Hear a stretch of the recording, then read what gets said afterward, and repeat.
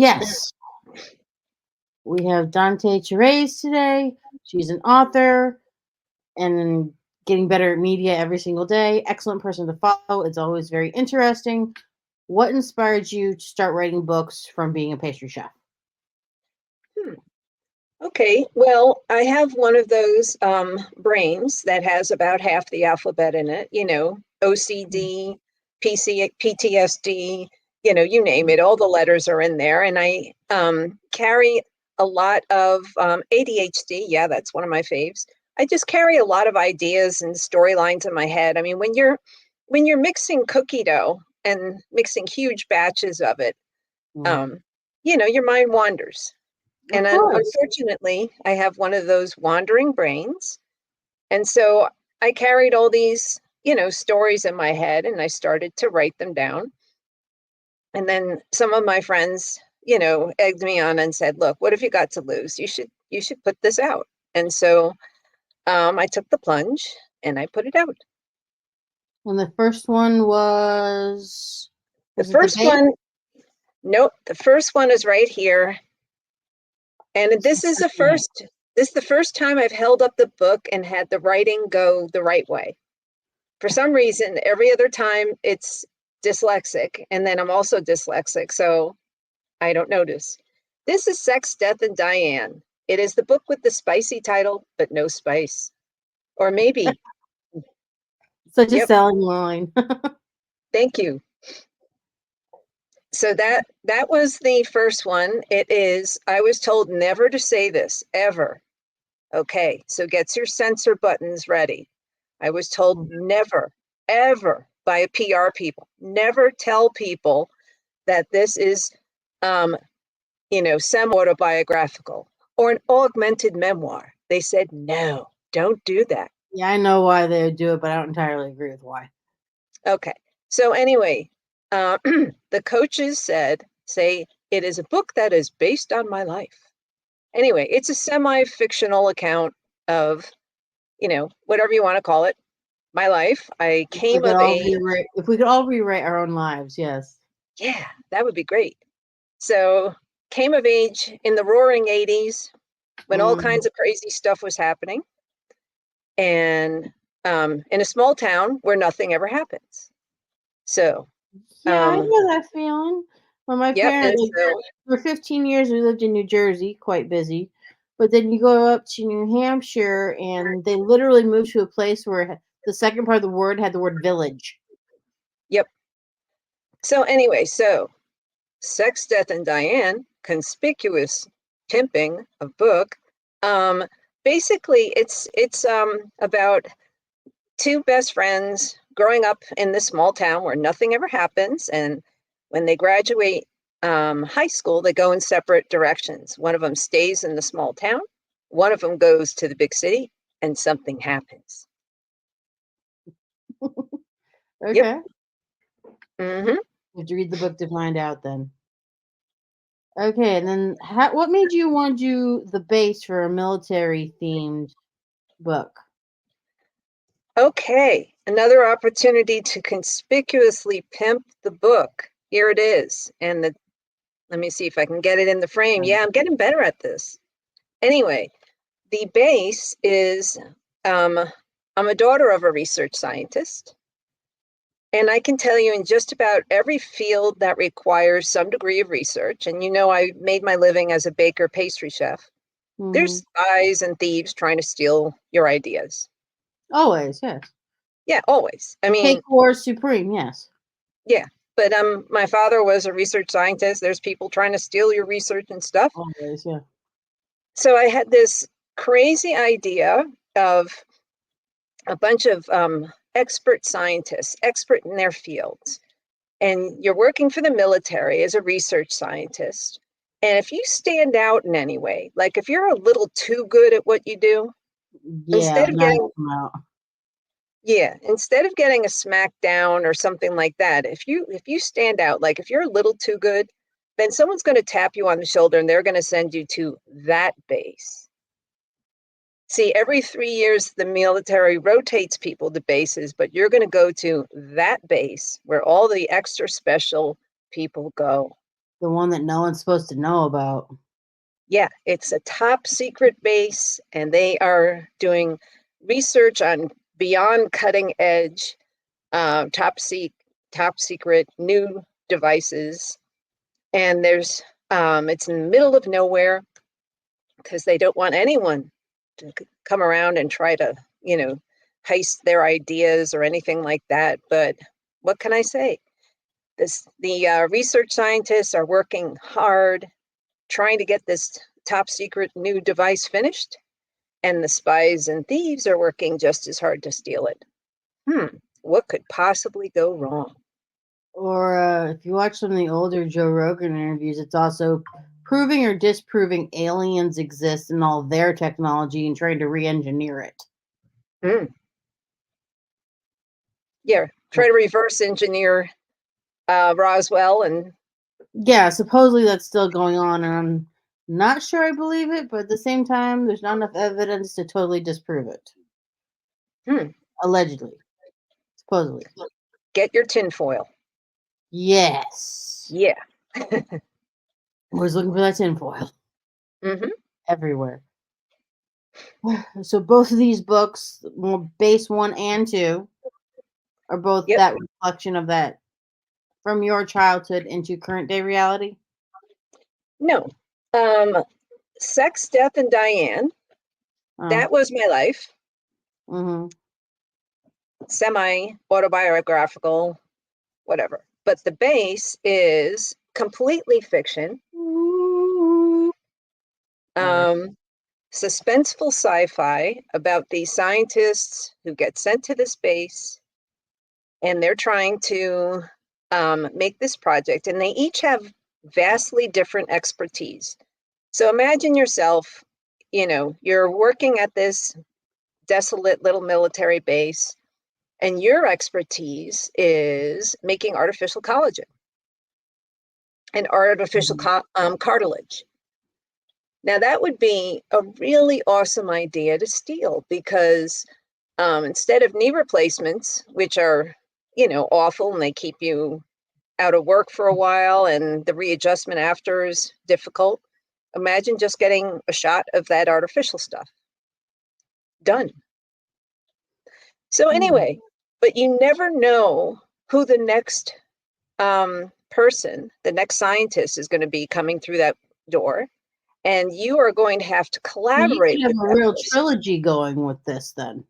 Yeah, because you can, every time interval here and there, the military will give them a new assignment. You never know who the next scientist coming through the door is. Spoiler alert, the guy in the white jacket, he's a military entomologist. Now, what is that? He's an expert on insects and insect anatomy. So Sassy, who is engineering this pseudo cartilage, is going to have to work with the bug man, the military entomologist, to make a device that is to military standards according to their spec sheet. And every couple of weeks or so, it's a new spec sheet and maybe an additional scientist. And of course, the spies and thieves that are trying to take the stuff with him. Are any of these thieves from any specific country? Let me see there. It's not just limited to countries, because some of the ideas, they could be desirable to the pharmaceutical industry, and they might want to steal an idea or two. I mean, if there's a profit to be made, they might want that. Mm-hmm.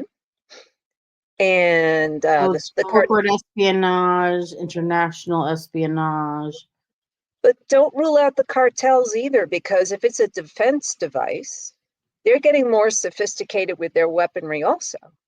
So they might not mind stealing a brand new military invention themselves. I mean, that would put them ahead of That'd be the international espionage. Yeah. Yeah, that would put them ahead of some of the other players in the field. I mean,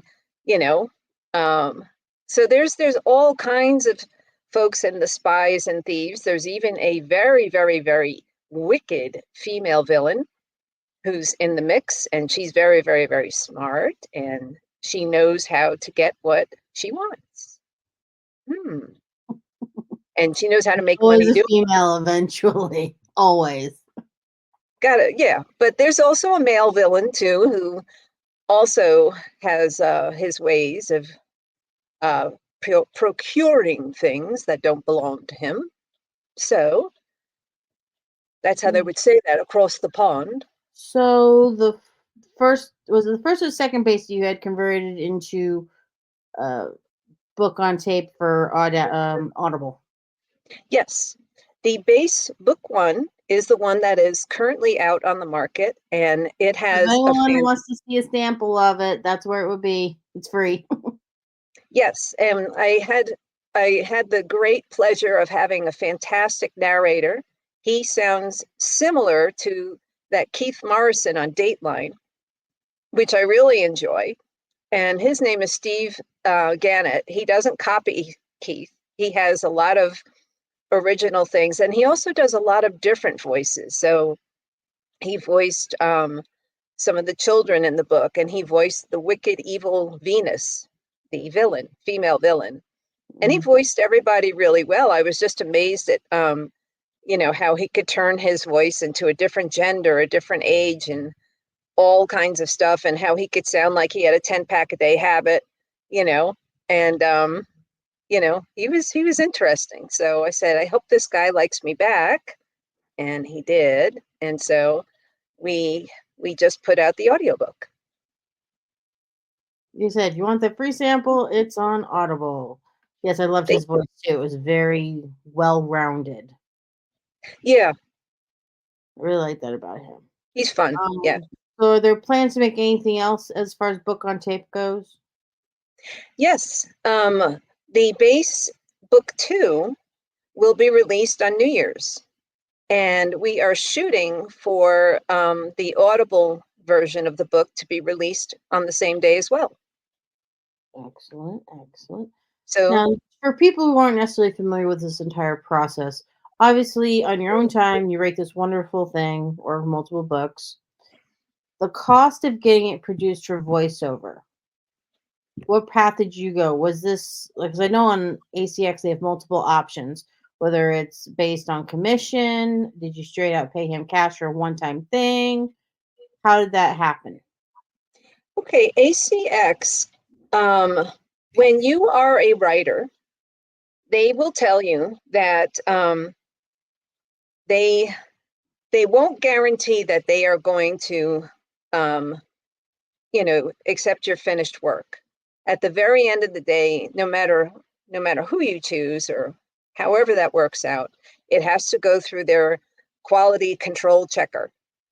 But they do encourage you to choose ACX approved narrators, and those are people that have already passed their audio requirements.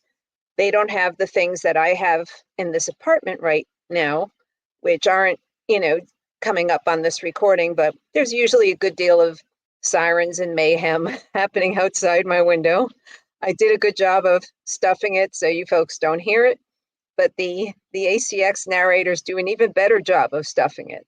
And so all you really do hear is them, and some of them use nifty special effects, which I like too. And so so they do list some folks who go on the percentage basis, and my guess is that those folks are aiming for the nationally distributed, book authors and stuff like that. The ones that already have a real reputation. Right. And so for those of us who are self-published and stuff like that, the I got to admit, I really liked Steve's voice, and I was hoping that he would want me back, so I didn't cast a really wide net. Um, but for the other ones that are on that percentage system, I did have one who said, Dante, who? And I said, oh, I guess we're not friends. But I'm thankful that I got the narrator that I did. I have no regrets about that. He's a lot of fun, and he had a lot of fun with it, I think. A few good twists and turns are always a good idea. Yeah. Mhm. Alright. So which version did he do? Was it a straight out paid thing or is he still like based on commission? He was straight up pay. Straight up pay. Mhm. Which is not cheap. For a generalization, most voiceover people get if they go that option, was it 100 to 300 an hour for finished hour? And finished hour means all the editing plus. So not everyone does the math on that. So basically, depending on how good or bad they are, it's almost $30 an hour basically once you figure it out. Yeah. Yeah. I mean, for someone like me who is working so hard to eliminate from my vocabulary Yes, yes. and the It's worth the and payment or the right. I heavy mean, breathing or you mistake like you walk over your own tongue with your teeth and you don't normally do that, but in that moment you still have to go back and edit that out. Yes. yeah, I just would not be a good candidate for this because I would have to do such a hatchet job on any recording. But I think he's a thoughtful speaker all the time. I think that a good narrator has to, you know, wake up and live it and breathe it sort of all the time and always be a thoughtful speaker or always be working on these different characters and uh, voices and stuff that they do. They can't just be a lazy speaker like I am and say, you know, and some of the other things that I do a little too much. Well, the people always forget the part where unless they do more video game type stuff, it is a performance Mhm. and letting each individual character shine even if you are all of them is truly what makes the difference. And a good Yes, person or a good actor will do that. yes. Or at least that's what they're supposed to be paid for, allegedly. Photo shoots. You set up your last one yourself. How'd that go? What went into it? That was that was so much drama because I wanted military, a realistic military-ish looking Jeep. So I Mm. put the word out on a lot of social media and a lot of um, different places like that. And I would get people who would send me a picture of their Jeep and it was a bubblegum color. And I'm like, I don't think the army is into like bubblegum pink. you know, I mean, No. no, so it took a while, but then finally, I through this Butler County Jeep Freaks, and Butler County, Pennsylvania, is the birthplace of the Jeep and has a really enthusiastic following of Jeep aficionados. And Mm. so they got back to me and they said, "You will never meet someone who knows more about Jeeps than this guy. You need to talk to him." So we went over, and he had two vintage military Jeeps in his yard. He had a 1941, which actually was in World War II, and then he had a 1951. And he was so kind to let us have our pictures taken with the Jeep on his farm. And we were very, very fortunate that day. It was pouring rain. It was the middle of August, and I thought it was going to get ridiculously hot, and we had costumes and stuff to put on. But the rain stopped as soon as we arrived, and the temperature really didn't get above 70. And Mm. so there we were out there on this, pretty secluded farm in Butler, PA, taking pictures with these vintage Jeeps, and he was telling us all kinds of things, like the tailpipes and the Jeeps stick way, way up. And the reason for that is if they're driving through like 3 feet of water, it's not going to drown the engine. And so he Mm. was telling us all kinds of neat facts about the Jeeps and stuff. And, um, you know, so they are in the book. And we had a really good shoot with that. It was a lot of fun. So, is there any other themes for the future, like aircraft or what other military things? Well, the creation the first time around is they were tasked with creating a drone, but not a flying drone. The military wanted um, something that was super stealth, not really visible, that was a land and could survive being submerged. And that is on that list of specifications that the military gave the three scientists, and that it had to it has to be able to withstand temperatures of -40 to 190, because those are the temperatures that you would encounter inside a tank in Saudi Arabia. And so there was all these specifications that were listed for this land and submersible drone that had to meet those specifications. And so um, so the flying stuff, I'm not going to give away everything, but the first book, you'll get to see, did they accomplish their goal, and did they make this land and submersible drone that would be able to be used in combat and also in spying missions and stuff like that. But the second book, they are tasked with creating a lot of different sort of stealthy things. And they have a few additional scientists, yes, a female one, and with different areas of, um, you know, extreme obsession expertise. And so when they pool all their talents together, they're drawing from very, very diverse range. And Yeah, I almost forgot to mention that the scientist over here, um, who is portrayed by Roy Lee, he is a veteran, so he knew how to operate the tanks and stuff. I mean, not tanks, I mean jeeps, when we were, positioning them. aren't they all stick shift? Yeah, I mean, I myself, I don't drive, but they had that in there, and it was also amazing. I mean, there's literally no padding or anything like that. I Oh mean, it no, is, they're bare bones. yeah, they're seriously bare So if bones, you have and padding in your body, it's helpful. yeah, that's that was kind of a surprise. It was sort of a rough ride there. So it was a big education. Yeah, we had a four-wheeler that we'd sit on the back of because it was a farm utility vehicle. But you know how like it's like a back rack and had all the bars on it?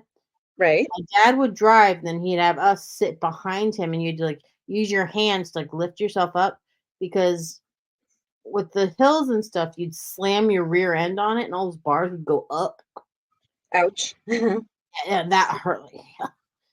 So yeah, it's like we shouldn't do that anymore. It's like well, we don't need 10 people on one vehicle like the ones going through India. We're good.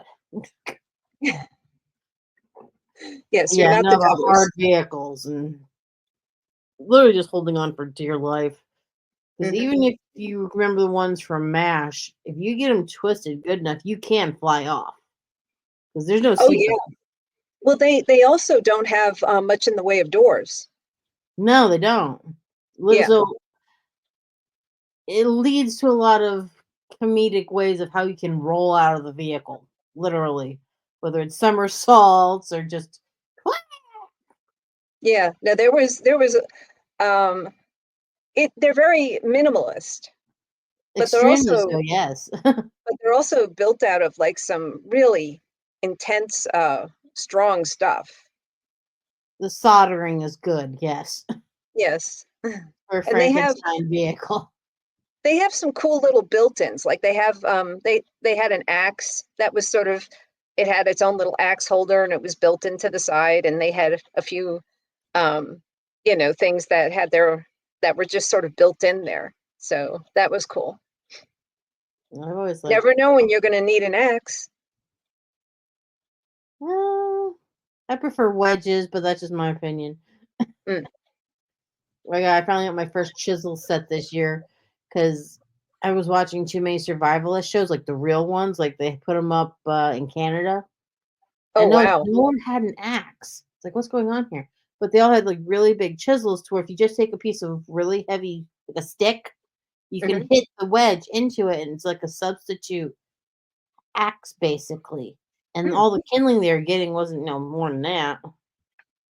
So it's like, plus I got some trees that the shears or whatever just aren't cutting it. So if I can use that instead, I can at least trim them back. Hmm. So yes. Or else you can just get a woodchuck. Just Is kidding. that the tool or the animal? No, I was saying, why not have a pet woodchuck? Tell them to take care of those bottom branches for you. Yeah, I wish. Or beavers, they're very destructive. And they're quick too. Hmm. My uncle used to live downstream from this beaver community that wouldn't stop building a dam and flood his house. Mm. And it's like every week is going on. It's like we got it. They're telling the town we got to get rid of them again. They built. We lost the living room again. Yeah, they're very fast little Well, creatures. introduce them to something like cat food or whatever. I mean, I know the deer out here go crazy for cat food. They probably wouldn't if they knew that, it was cannibalism, you know? So Yes. introduce them to some processed food and they'll just ignore, you know, chopping those branches down. All right. In the true spirit of was it James Lipton and his wonderful interviews, I have some slightly off focus questions that should make this interesting. Which Mhm. authors inspire you? Um, I love autobiographies. I think my ultimate favorite was Jimmy Carter's book, An Hour Before Daylight. And for folks who don't know, he was a president. I sometimes people are like, I remember that name. Who is that? Yeah, it's Yes, he not was a president after Nixon. right. And so, but his book, An Hour Before Daylight, it really showed that. I mean, in those days, like you're 4 or 5 years old, you're working. I mean, if your family has a farm, you're out there working, Yeah, so we and did. yeah, and farming is something where you don't get to stand in the corner and text and get paid. I mean, you know, No, no, no. It's very physically active. Yes. and it's 7 days a week. I mean, the animals have to be fed, the crops have to be tended to, or else, you know, bad You things want are to going to find happen. someone to replace you.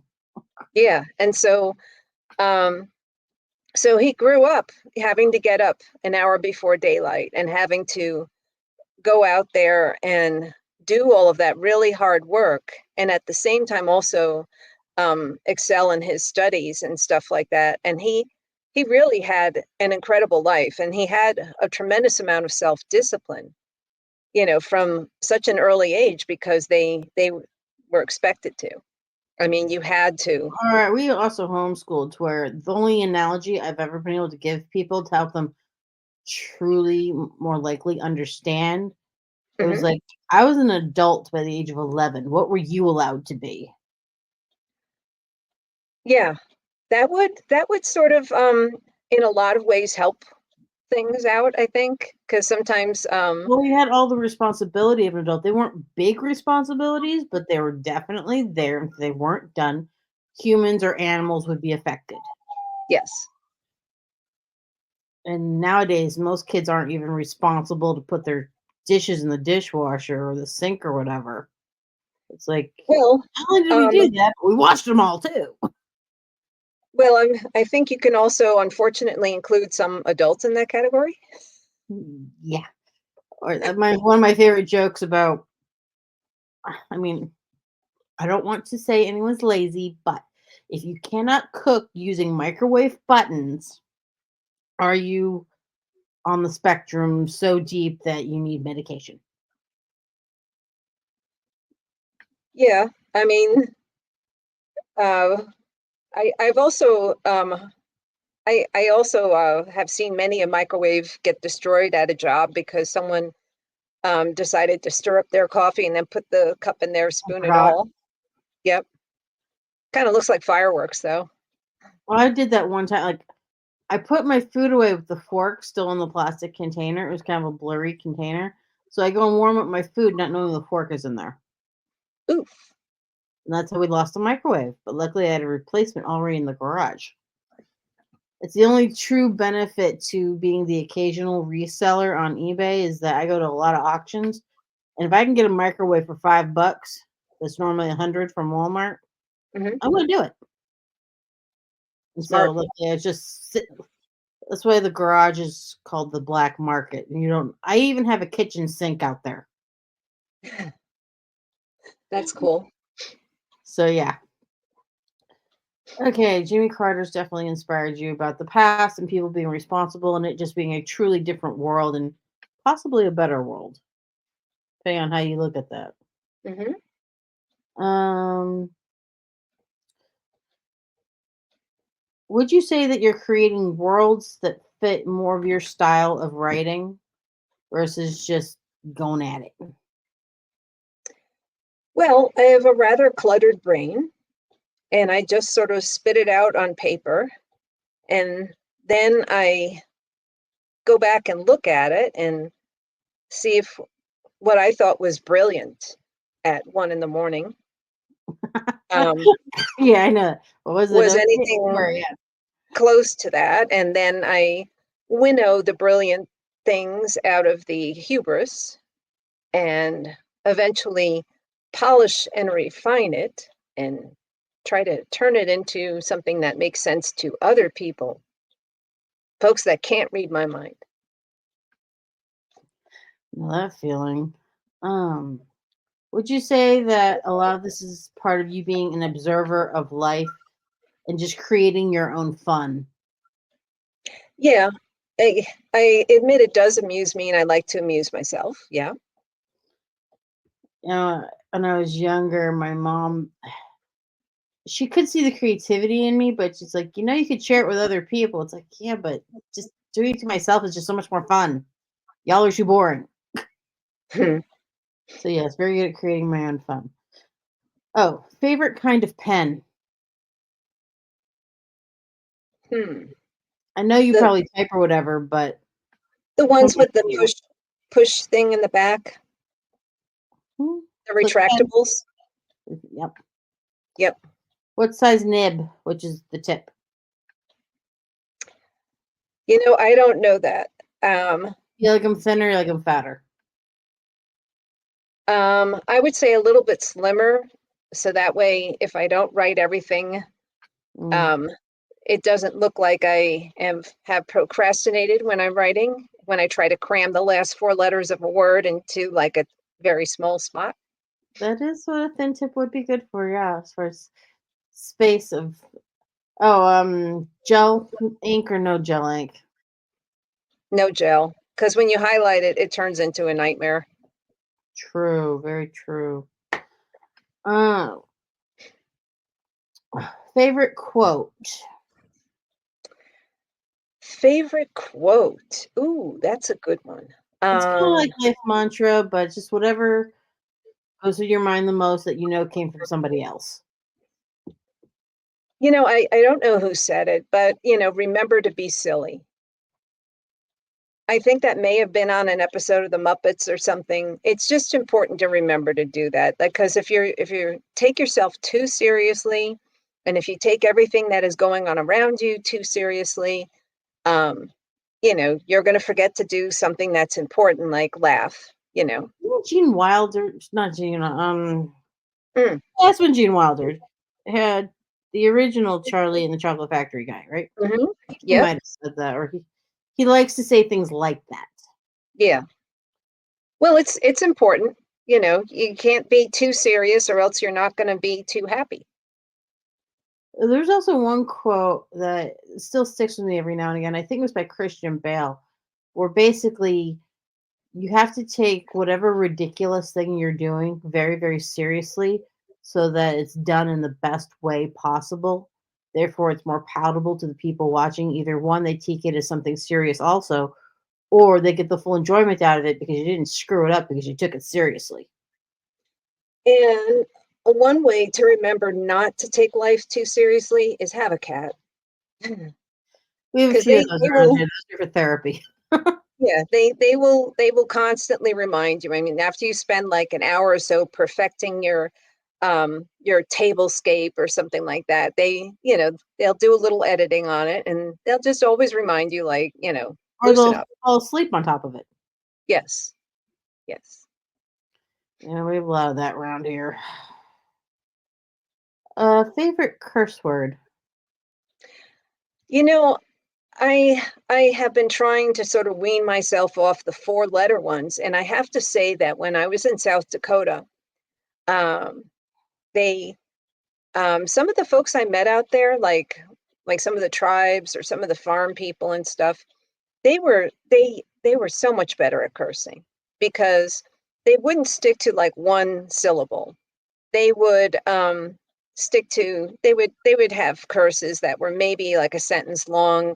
You had a couple of farm animals in there, a few older relatives, and other things like that. It got really interesting. That was fun. The That older was people from the South, it's not just one word, like you said, it's a whole sentence and a Yep. few other made up words that were based on other words somewhere in the past. Yes, it's combination of like speaking in tongues and then insulting and then uh, throwing family members and farm animals in there. It gets really thick. It's good. Yeah. That's how you get new quotes or sayings. Yep. Good old wives' tales. Hmm. So basically already did all those. So I guess you're very open to prequels, sequels, and other borrowed genius for creativity. Mostly this question, I came up with this is especially right now in the movie industry, they keep on regurgitating old ideas. What are your opinions on this newfound habit of theirs? Well, um, let me see. It kind of gets to be like, you can't. I don't even know what number iPhone we're up to yet. I have an But 11. I heard rumors of a 15. yeah, I mean, you don't want to like keep packaging the same thing and making a few minor tweaks, but I will say that, I do have a sequel to the base and I am writing a screenplay. Mm. And so I'm adapting it to a screenplay. So that's really interesting because you have to let's say an episode of the show is like 30 minutes long. The last 2 or 3 minutes you have to make them want to watch the next episode. Everything And has a hook at the end of it. yeah, yeah, so it's a different style of writing. It's kind of interesting, but I loved the first Star Wars, and I remember seeing that when it was in the theaters. um I don't know how many sequels Well, there have been. well, the one thing with Star Wars is that he alleges that the first one released was like the The third. Like if he Right. had the whole five, it was like number three. So he had three, Yeah. four, five, and then what was it? One and two.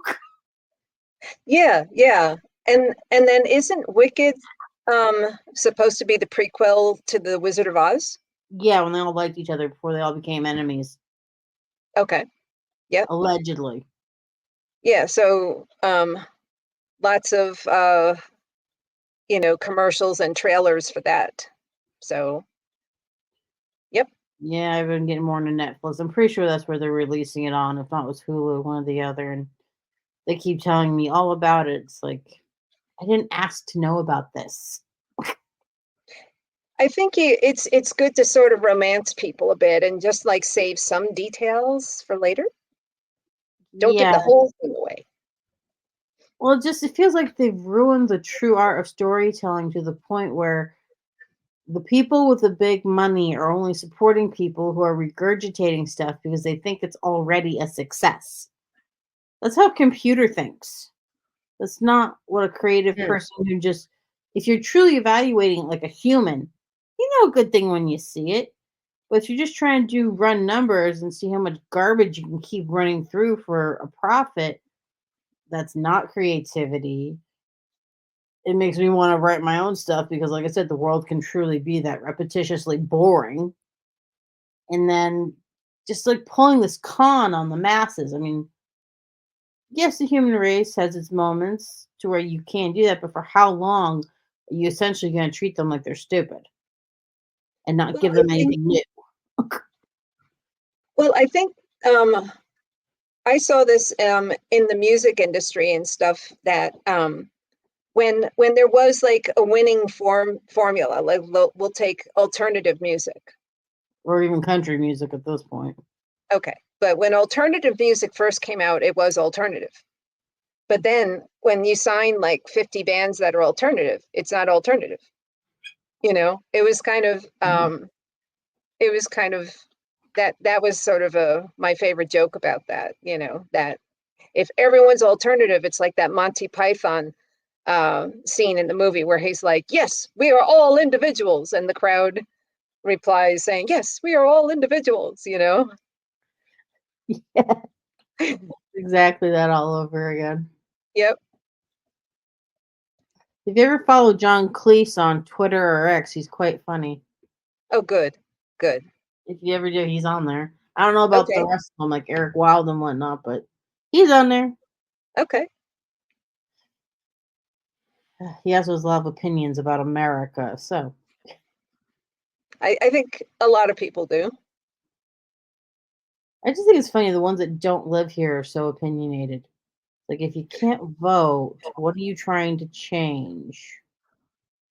Well, it's kind of funny. I did one podcast that was you know, overseas, and they were sort of telling me what our at that time impending election looked like to the outside world. Mm. And you know, they were like, you know, are you guys losing sleep and on the edge of your seats now for the past 6 months? Because we are. And I'm like, wow, you know, because our journalism tends to be very Americentric. Yeah. And so I didn't realize that the international community, that they're not as Americentric, that their news, you know, if something's happening in America, then they're vested in it much more than if something were happening in France right now, you know, it might take a, you know, a little bit of a newscast or whatever, but we're just not that invested in it, you know. Maybe because we're so multinational, we don't have as much of a national identity, maybe. I don't know. We don't have a sense of it, no. Even Yeah. we And don't understand so, how big we are. right. And so, but overseas, you know, the news there is not as centered. I have, you know, I have some extended family in Italy and stuff like that. It's not as Italio-centric. I mean, and other countries, like my friend goes to Germany pretty often.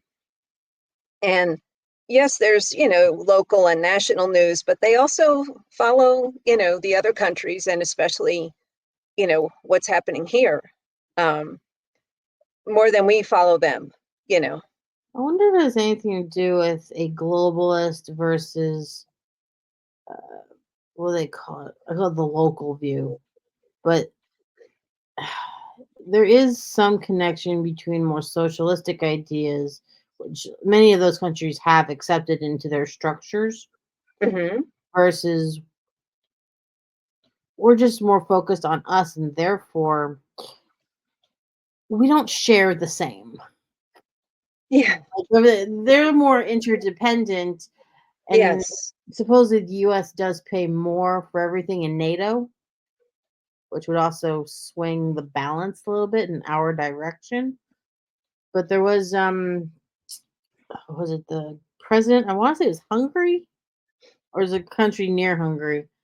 And all he wanted was for Trump to be elected. I'm like, why does he care? He's a president of another country. Hmm. And basically, depending on which one you talk to, they think it'll have a stabilizing effect on the economics Hmm. from last time. Basically says, I want whatever we had last time, just sign me up for that. Like, the voters aren't listening, but okay. Yeah. No, I mean, I guess we'll have to sort of find out. I mean, I think everything since the pandemic, you know, during and since the pandemic has been a roller coaster. And I pretty much think the future is going to be the same. So we just have to, Buckle up. um, yeah, buckle up and remember to be silly and also indulge in a fair amount of entertainment and release. Yeah, that's That's where I think we truly have lost our ability to be silly. Because if you're regurgitating previously silly things, are they truly being extended? Or are they denying themselves any fresh form of silliness, or even Mm, just a sense of humor? Because that would mhm. be more of a national swing, like almost like a psychology of, was it Generation Z, of how they were growing up and everything they saw, and how much silliness was removed from all the seriousness or the pandemic, or whether or not they were in school and their lack of socialization, and how were they formed, and then do they feel safe to even be that kind of silly, which would therefore hinder their creativity, and what Mm. kind of writers are we getting out of that? And hate to bring it up, but SNL, so many people haven't watched for years because their version of silly really isn't all that silly or appealing, and just Well, I think shift. no, I like some of the the podcast humorists and stuff. Some of the things that they're you know they paint with a broader palette. I mean, um, and so you find all kinds of different things on there. Some of the comedians got some good stuff going on, but they allow Mhm. themselves to be comedians and to be funny and to say the risque thing. And if they piss somebody off, it's like, well, F you too. And that's, I picked up this kid once because I caught, for like 6.5 years, I was a driver who could hear stuff. And then for like 6 months, I pretended like I was deaf. Mm, Funniest thing you can ever try in your life. However, I picked up a kid who I did not know was obsessed with The Sopranos and that whole mm. New York, whatever, you got your cojones kind of attitude, whatever thing or whatever gets going. And because I grew up in Jersey and my parents did buy their first home from a lower end level of the mafia, they started talking to me like I was neighbors with whoever the character was. Like, he's an actor in California, right? Yeah. James Gandolfini. And just trying to get all into it or whatever. It's like, yeah, I know a few quotes, but they were like from James Cagney's era of gangsta New York, whichever. It's like, Forget about it. yeah, like he said, do they actually say that stuff? Is it real? It's like, when they said it, they were trying not to get run over. Like, I'm walking here. Yeah, they don't get run over. But the rest of the world sees it as a comedy bit. Well, I think we discussed this at one point before the cameras turned on about um, how it would be great, like if the driving assistant program that you have in the car, Right. almost everyone just kind of has this one voice. You know, you have a choice, female or male voice, but I would love, Australian or British, yes. yeah, I would love to have, different dialects in there. Like, I was saying Brooklynese, like, hey, what are you doing? Where you going? What are you doing? You got meat in your head. What are you doing, meatball? You know, and have, Oh, they had that commercial with all the famous people. I think it was for Alexa or one of the in-home versions of that, and having Cardi B and all the rest of it. It's like, if anyone wants me to volunteer, I'll do it. yeah, I think they could have a lot of fun with that. And there's parts of Brooklyn where it's like, darling, why don't you come over here? It's wonderful, you know. And then um, when you're driving down south, your voice in your car locator should start talking Southern. More Southern, yeah. Well, you got Yeah, Georgia Southern, you got Florida Southern, and you got Texas Southern. So it's a little bit right. less nasally. Yep, yep. So I got into an argument one time with someone who did not believe that Philadelphia, their kind of accent is more than those. It's like the French version, whatever. Is not the same thing as like the Brooklyn or Queens. They all well, thought it was all the same. Boston is a class by itself. Oh yeah, they just I don't say their ads. You got to park the car, let's get your pop from the bubbler. Yeah, that's something I've never been able to replicate. The Bostonian accent. Well, just if you can say fat bastard, it's not Okay, bastard, it's bastard. okay. Just get rid of the R's a little bit in all the right places and get it. Like I said, they don't say soda, they say pop. Mm. but it's not like POP. It's like PAUP. You get that awe in there. Then once you go more north of Boston, New Hampshire is a little bit different, a little bit more watered down, and they're a little more Canadian. Hmm. Because yeah, because there was a time where I picked up the phone. My dad dropped the van off to get fixed somewhere. He says, "Yeah, this is short scratch. Yeah, yeah. Your father dropped off your van. What's it? Da, da, da." I'm like, "Who the heck is short scratch?" I couldn't figure it out. And then my mom was just, "Yeah, he said short scratch." It's like, yeah, Short's garage. Oh, okay. Yeah, all the accents are always so much fun, and people don't always say they don't believe me when they're individually regionally made. And I still say public schools are erasing that localness that we all know and love. Like Mm, whenever people wrote stuff, like you could tell New Yorker was from New York. It added flavor to the story, and hmm. whether it was from Queens or Brooklyn, they were different enough in their personalities, whether one was more hyper, one was more calm, or how they rolled the words around in their mouth, or even just how the mafia would use it to make their point, which you never questioned, you know? It really was used that way.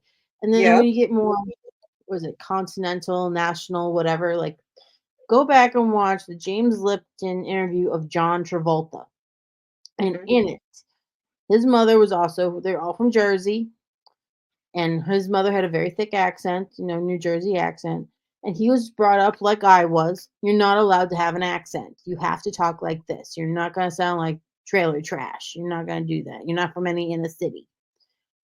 And when I was taught to read, I was taught to read by Mrs. Faciolo, who had a very thick kind of accent. And so my mother had to train me to not say Inga. Like, I'm making here, I'm walking here with the A at the end. So, yeah, you just always did accents down there no matter what. And so when John Travolta got famous, right, his first Hmm. breakout role to the world was as Danny Zuko. Hmm. Grace, Zuko. What kind of, like, he basically had to go back to his roots to get this, lifetime of a role that he's still extremely well known for, talking like he's from Jersey.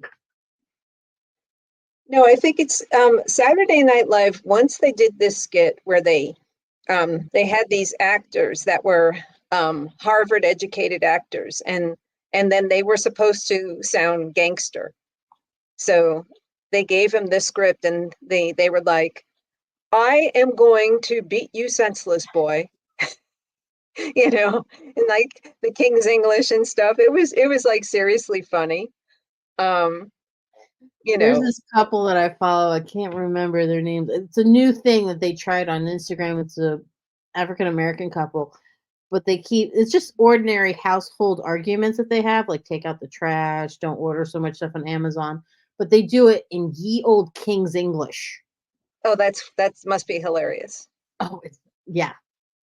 I mean, it's not quite necessarily King James type English, but it's really close. And if you can find 20 ways to say one thing with like 20 extra words, they're so good at it. For thee and thou, and for my labor, my liege.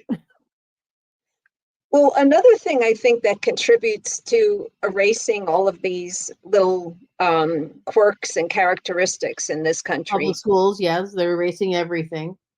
Well, another thing I think that's contributing to that is maybe like some of the developers and stuff, because in like parts of the middle of the country, you know, if you fall asleep in a car and you wake up like an hour later, you're never more than a stone's throw from like a dollar store or a Sheets or something like that.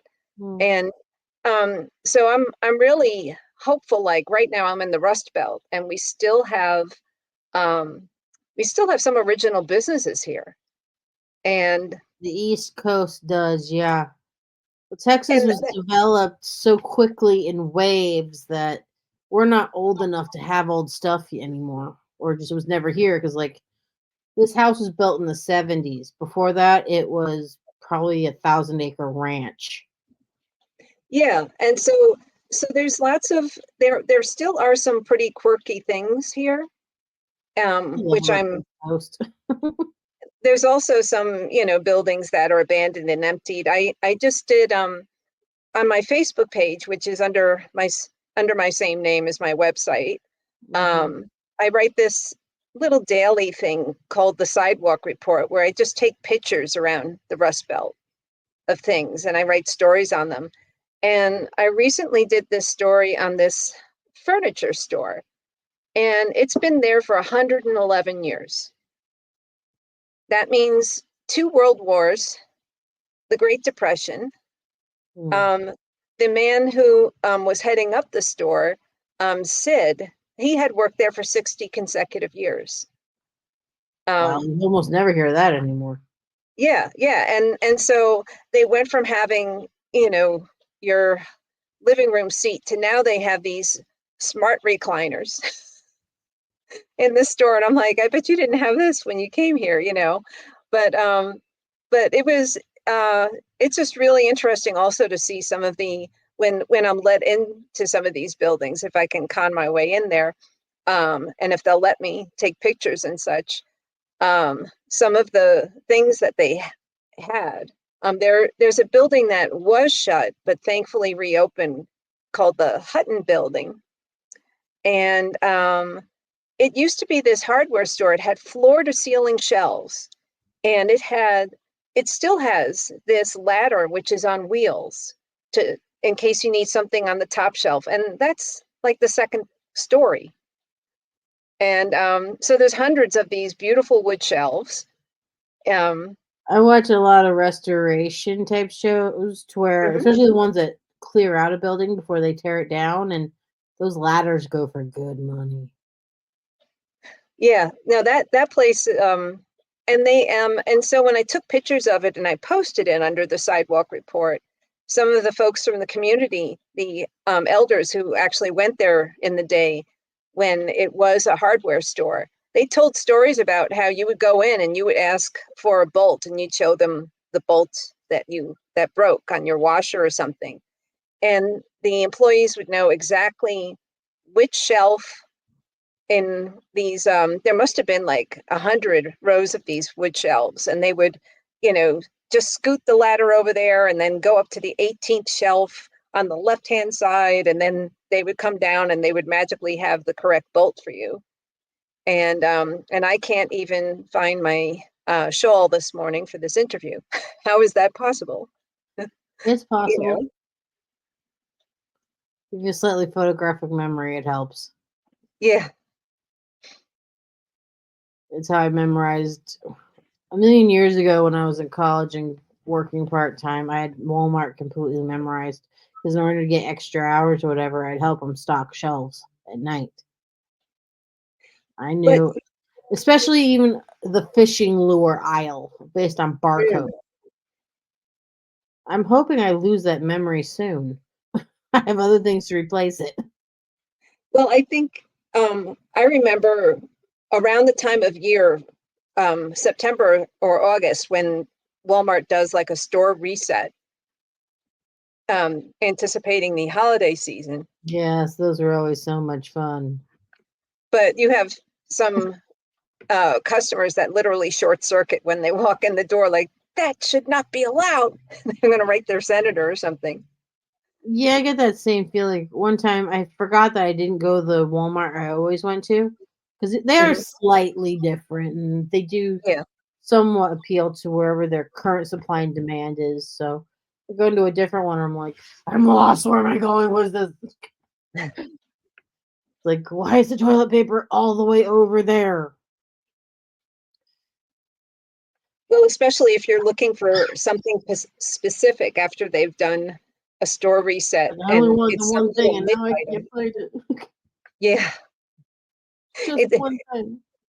it kind of feels like you've actually gotten into some of that space travel and you've been transported to this different universe, and now you have like 30 minutes to find this, or else your mission you will have failed, and you're like, but where am I?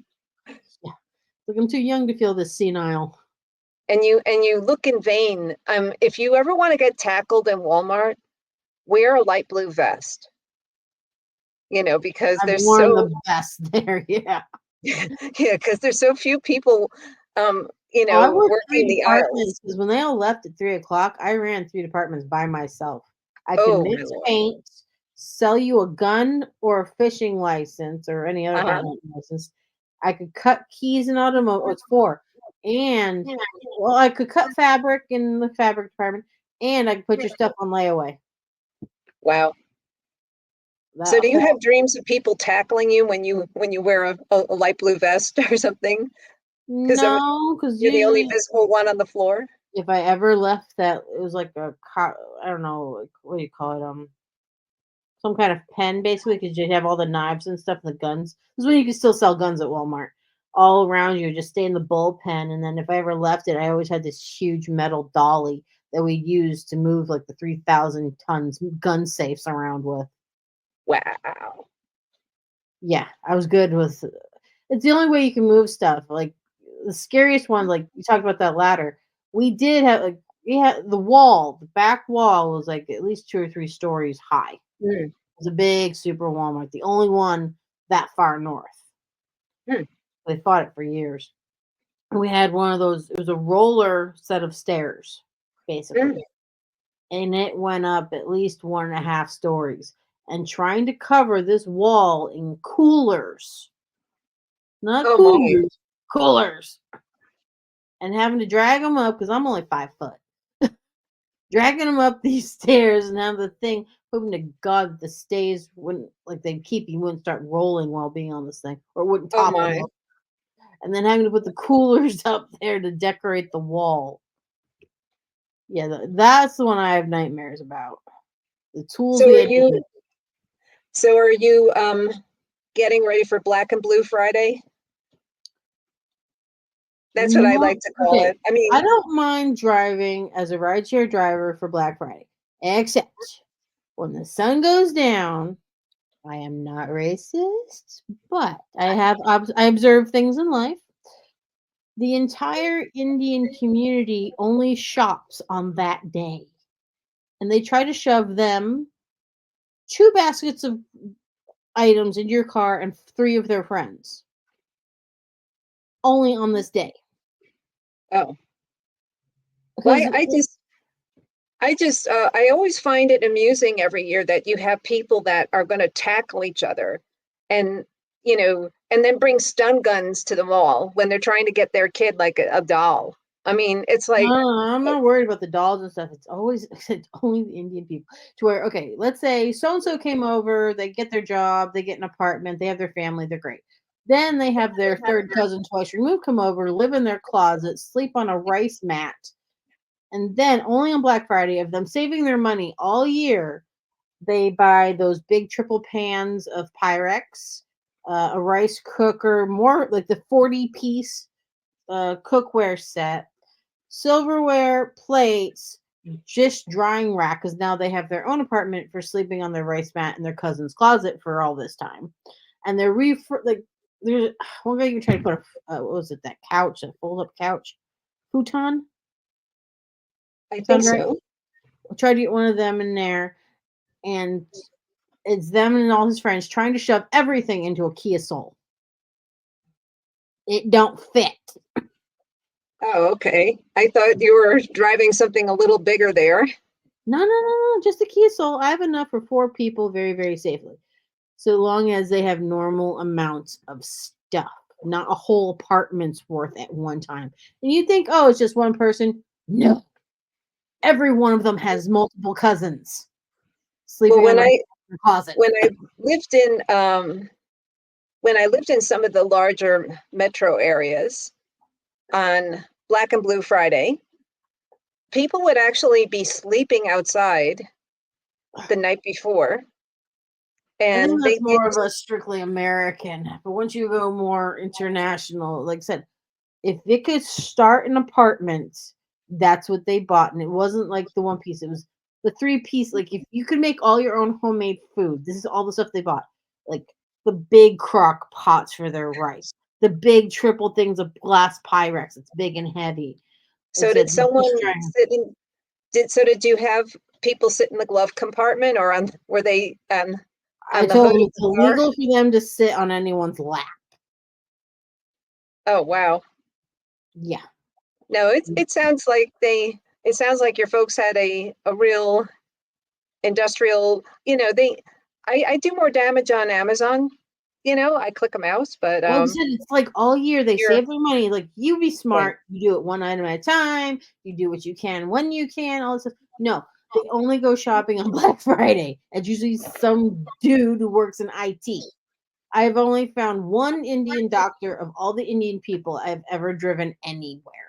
They all work in IT. And then they get kind of disgruntled when, but software is not the rest of it. No, no, I work in software. It's like you push buttons all day. Yes, you work in IT. Or the other version is they say that they're electrical engineer. They work with microchips. That's an Hmm. electrical engineer to them. I'm thinking mechanical engineer, just add electricity. No.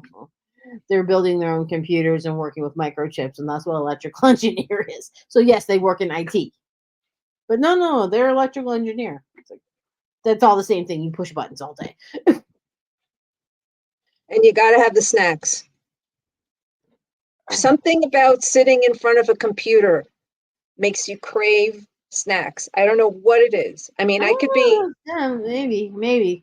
Usually, the only when it's the normal time of year, when they're Mhm. doing normal amounts of food shopping for everyday real life, they home cook more than anybody else. It's always the 50-pound sack of rice No, because for they me, I home. mean, if I'm for some reason, like I've had a lot of different jobs. I've also done the retail thing.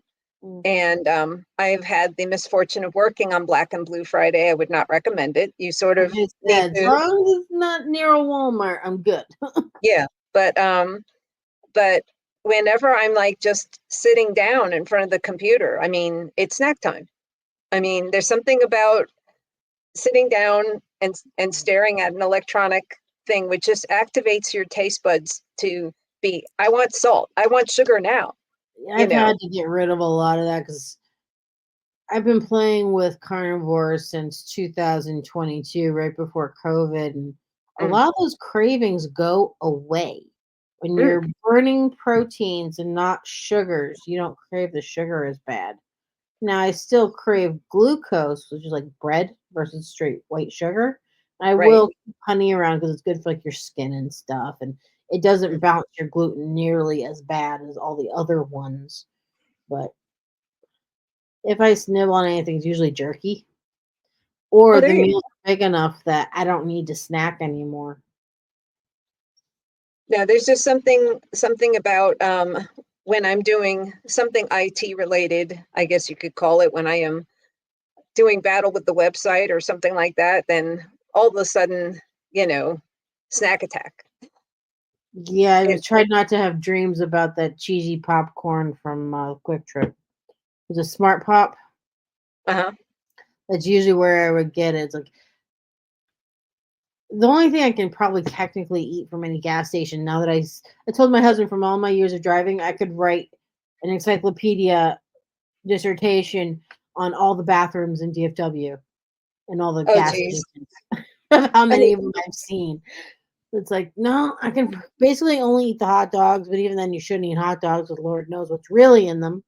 yeah. Can't have any of the fake foods, can't have any of the crunchy foods. I should stay away from all the Slurpees or making my own Coke float with a Slurpee. It's like I just can't eat it anymore. But luckily, they have a lot of jerky, and if I get too much of the preservatives from too much of the Slim Jims, I can feel it. Mm. My body. When you do Well, the I heard a horrible story, okay? This is mm, really horrible. I don't even know if I should be sharing it, but you'll edit it and you'll determine if it should be shared. mm, Okay, so when I lived in Pittsburgh, they had the School of Mortuary Science. mm, It's called PIMS. And with a name like PIMS, me as a pastry chef, I'm thinking of those delectable shortbread cookies that are yeah, drowned in isn't that chocolate and also like they a have, drink too? Like it's a very nice Sprite-like drink too. yeah. So that's what I Mm, was thinking.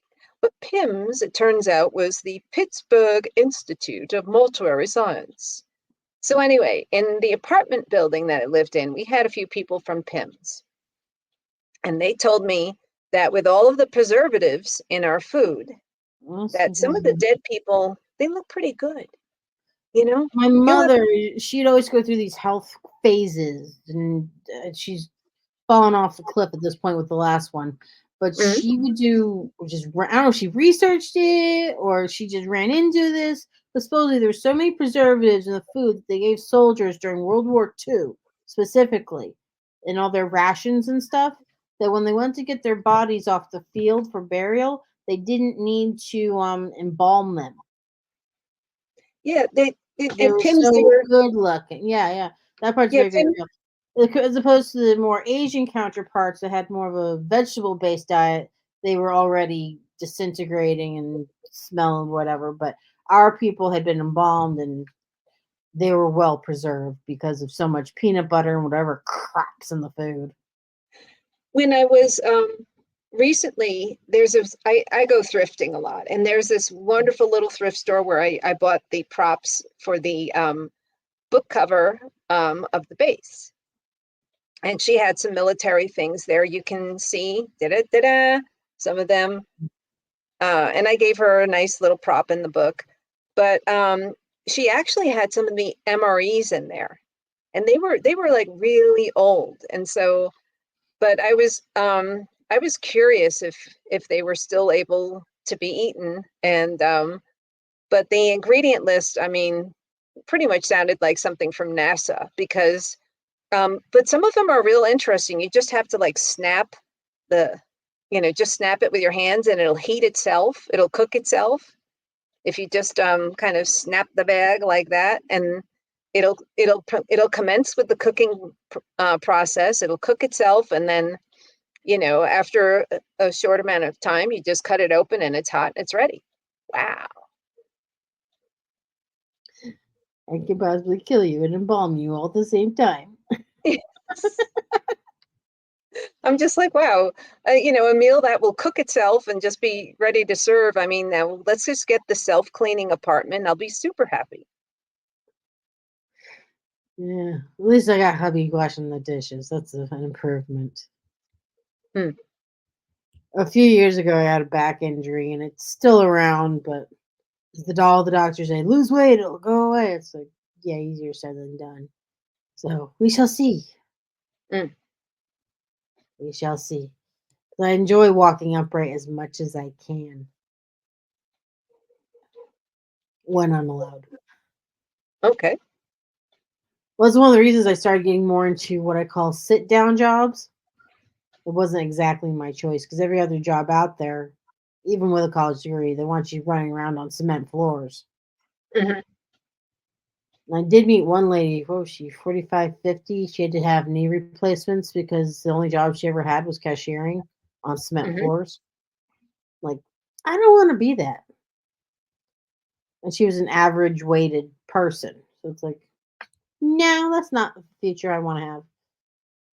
When I did kitchen work for so many years, usually chefs are sidelined with feet, knee, lower back, you name it, issues.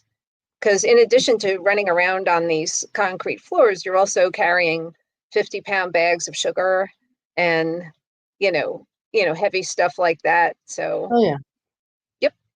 I had to put away my own feed, and feed only comes in 50-pound bags. Well, I think the last kitchen I was in, I think pretty much everyone could have set off a metal detector because they had so many replacement parts. I mean, when there would be people interviewing for the job, the chef's first question is like, "Do you have all original parts?" I thought that was hilarious. The only funny question I ever got from temp agencies was, or like, it was a rule that you had to have all of your underwear when going to your job. Really? I guess there was enough foreigners in their address that they didn't always wear bras and panties or socks. Yeah, I was trying to figure that out from a semantic standpoint, like because I'm over analytical, like you have to have all your underwear. Does that mean I have to bring my top dresser drawer with me every time I go to work? But I guess, you know, hmm, some Well, folks it was do without. also the same types of jobs where they had so many international people, which I didn't think was an issue until I started seeing signs on the walls. Not everyone knows how to use a toilet because that's a Western civilization invention. Hmm. And their version of relieving their bladder specifically is to crouch over a hole. So they kept standing on top of the toilet and squatting and spraying everywhere. So it just made it needed to be cleaned a lot more often. I can just picture it now. A South Park video in the bathroom stalls that would explain. I mean, I went to, you know, one time I went to a mega church in South Dakota. When you shut the stall, um, this video screen turned on. I hope it wasn't two-way, but anyway, and it started to give you a tutorial about that you should tithe and you should invest in the church. So maybe the bathroom stalls where folks aren't as tidy. And I know, oh, the daycare at that shared space with a church that I had belonged to, they really could have used a tutorial as well.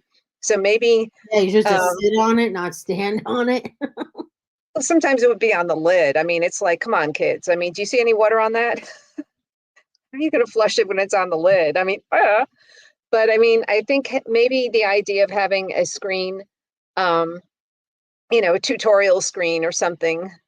Can you imagine an I HR? think all the posters they had to hang in the bathrooms because it was all pictograph of how to use an American toilet. And no, it's But not a full.